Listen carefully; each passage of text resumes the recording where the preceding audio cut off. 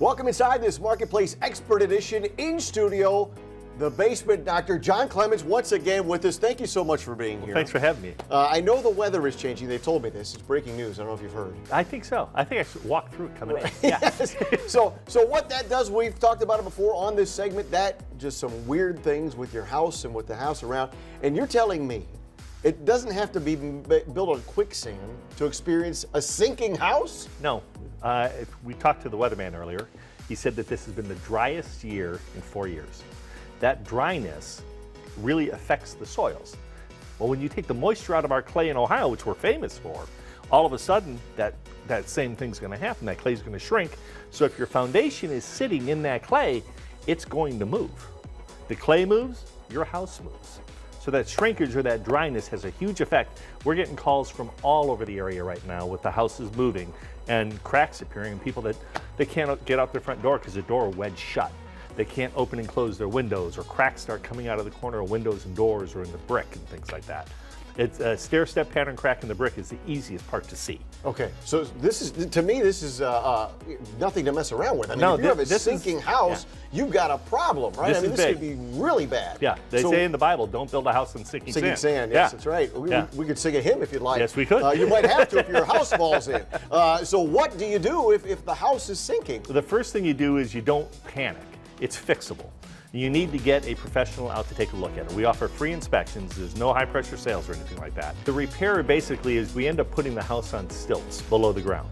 We drive these giant screws down into the ground, brackets onto the footing of the house, and we correct it as much as we can. Very similar to putting braces on your teeth. It's a slow adjustment that brings things back in alignment so that you can hopefully get those doors and cracks to close and stuff like that. Okay. And once it's done, it's anchored down on the bedrock. It's anchored something very deep beyond the drought area, beyond the dryness, that's going to be stable and not going to change. Okay, that's fantastic. All right, so this is good stuff, and it gives us some hope, especially people who are going through this. We'll have more good hope and good stories from the Basement Doctor right here when we return. Stay right there. We're back with more Marketplace after this timeout. All right, welcome back to Marketplace Expert Edition. John Clements, the Basement Doctor himself, is here. There he is. You look good today. You look ready to go. That's always good. I dressed up for you. Yeah, well, I appreciate that. I appreciate that. Showered the whole thing. We're getting personal. All right, so we got some great information from you about hope is not lost if your house is sinking. But again, there are more signs that there's problems, especially in the woodwork, right? Yes. So a lot of times, let's give a quick inspection here. If you're seeing cracks on the outside of the house, say the brick is going with the stair-step pattern crack, that's a sign that the footing is settled. Got it. If there's a crack over your windows or your front door that's coming out of the corner, that's the footing that's settled. But if the crack is more on the interior of your house, on the load-bearing walls, the archway between the living room and the kitchen, things like that, or going down the hallway, the bedroom doors, that is a sign that's different. It's not the outside footing that's moving. Typically, that is going to be the interior of the house. So those column supports that are supporting your main beam, typically in a crawl space, or especially in the crawl space, you can have sagging wood too. That stuff is moving, allowing those interior walls to show that cracking.